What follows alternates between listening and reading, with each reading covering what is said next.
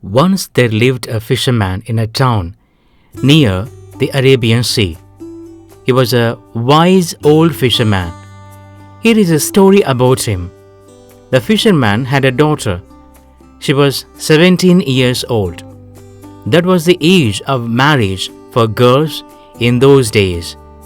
So the fisherman was looking for a good bridegroom for his daughter.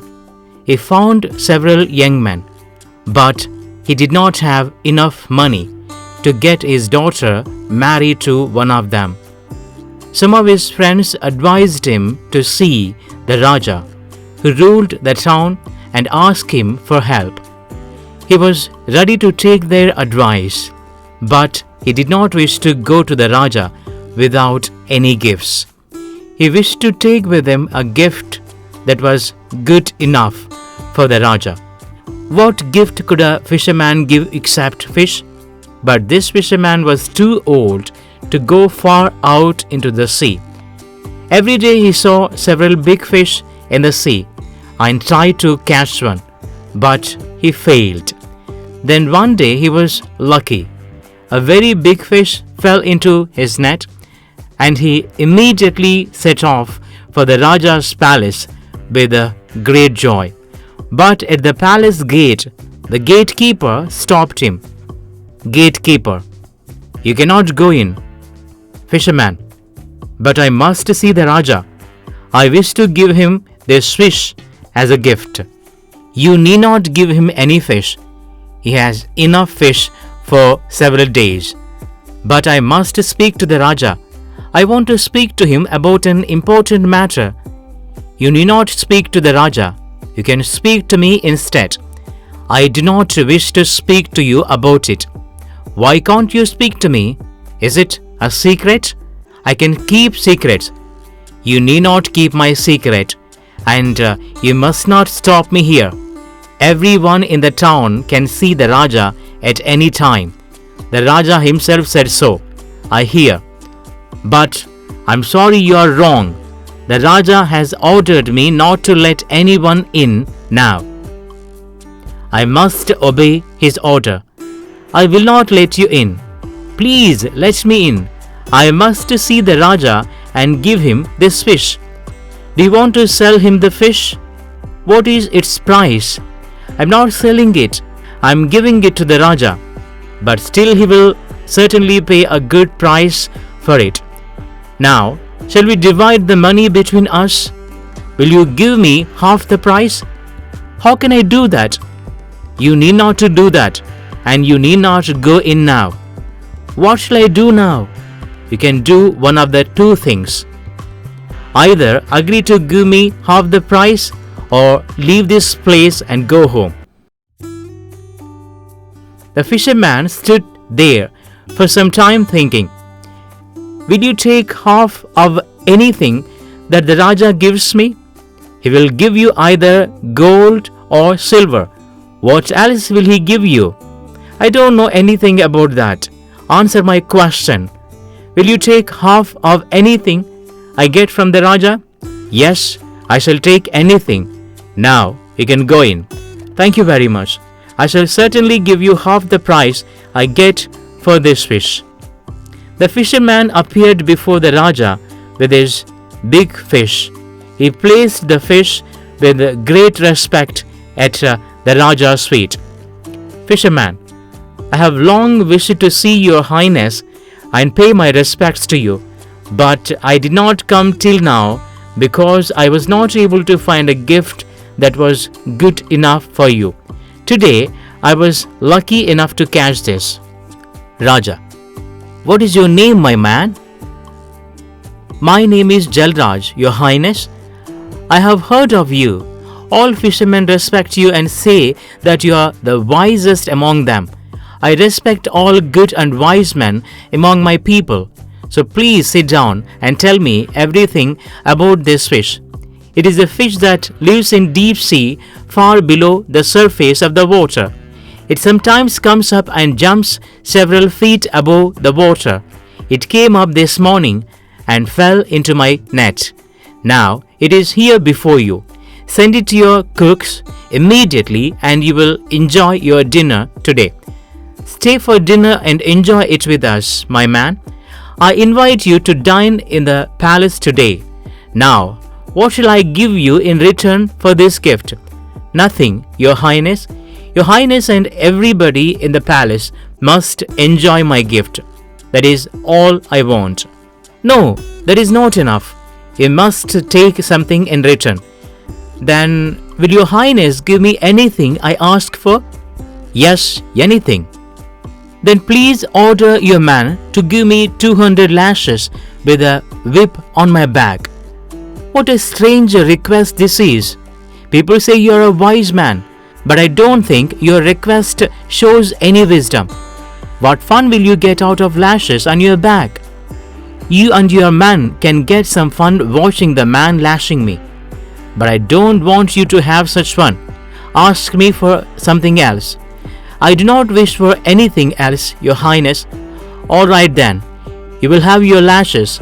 Are you ready for them? Yes, I am, Your Highness. But please call your gatekeeper in. The Raja sent his man to the gatekeeper, and in a few moments he appeared. Your Highness, please give this man 100 lashes out of the 200 lashes that you have promised me. Gatekeeper: What? 100 lashes? Why must I share this punishment with you? We agreed to divide the price of the fish between us. You wanted half of anything I got from the Raja in return for it. I am getting 200 lashes from him, and half of 200 is 100. Raja: Not 100. Give that gatekeeper all the 200 lashes and dismiss him from my service. I feel ashamed because I kept such a bad servant all these days. You are indeed very wise, my good fisherman. This man was trying to cheat you. You have very cleverly brought punishment on him. I wish to give you a good reward for your cleverness and wisdom. Ask me anything. I have a daughter and I must soon give her away in marriage. I am very poor. Bring here the bridegroom of your choice. I shall get her married. I thank Your Highness. The Sheikh's white donkey. I was traveling across the desert with the Sheikh Mahmud ibn Musa and his caravan of 90 camels and 19 men. The Sheikh was a dignified old man with fierce dark eyes and a white beard. He rode a large white donkey, and his donkey was dignified too. The Sheikh treated him as a friend and an equal. They were almost always together all day. They slept in the same tent every night. I was carrying with me about 80 pieces of gold in a leather bag. I kept the bag in my tent at night, and every morning I checked to see that the pieces of gold were safe. On the 9th morning, the bag was not there. I went at once to the Sheikh and complained to him about the loss of my bag. He sat in silence for a few minutes, stroking his beard. At last he said, "The caravan will not leave this camp today. Before evening comes, you will have your gold." After lunch, the Sheikh went into his tent and closed the flap of the tent behind him. After dinner, my host slowly came out of his tent and sent for me. He told me to sit up near him in front of his tent. Then he said, "Bring me the man." All his men stood in a row in front of him. When all the men were there, the Sheikh spoke. "Today some trouble has come to my guest, this traveler. Someone has stolen his bag of gold. Stealing is a crime, and to steal from a guest is 7 times worse, as no one from outside has been near or camp. The man who stole the bag is standing before me now. He thinks he can hide his crime, but I can find him out with the help of my wonderful donkey, my white donkey," he continued. is not an ordinary one, is a wise animal. My donkey cannot speak our language, but I can understand his language. He will soon tell me who stole your bag." Then he looked at his man and said, "Now I order each of you to go into the tent alone. Close the flap of the tent so that no one can see you except the donkey and God. Pull my donkey's tail. When an innocent hand touches his tail, he will be silent. But when the hand of the thief touches his tail, the donkey will speak to us all in his language. We will take the thief and kill him without mercy." As soon as he finished, he ordered the last man in the row to go into the tent first. He went in and came out. All the others went in and came out. Nothing happened. I thought that the donkey was not so wise after all. But Mahmud ibn Musa said to me quietly, "Don't worry, it is all right. You will get your goal soon." I wondered how.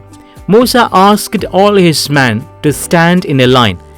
"Hold your hands in front of you with the palms up," he shouted. Each man held out his hands. The sheikh then walked slowly to the row.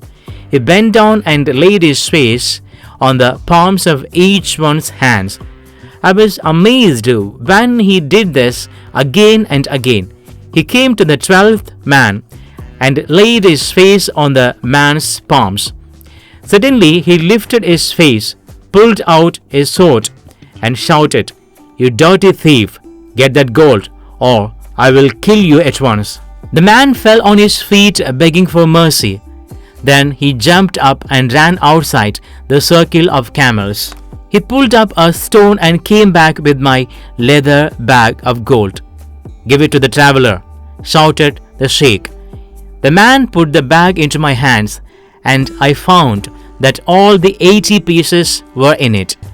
Then the sheikh ordered 2 men to beat the thief.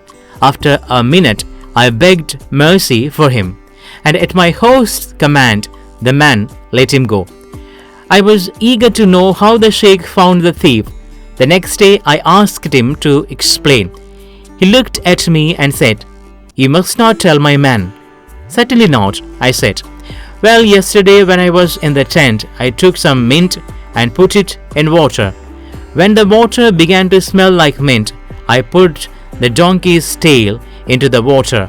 The tail too smelled like mint. That evening, you remember, each man went into the tent and pulled the donkey's tail. All of them except the thief pulled the tail. His hand alone had no smell of mint upon it." I was all in praise for the sheikh's wisdom.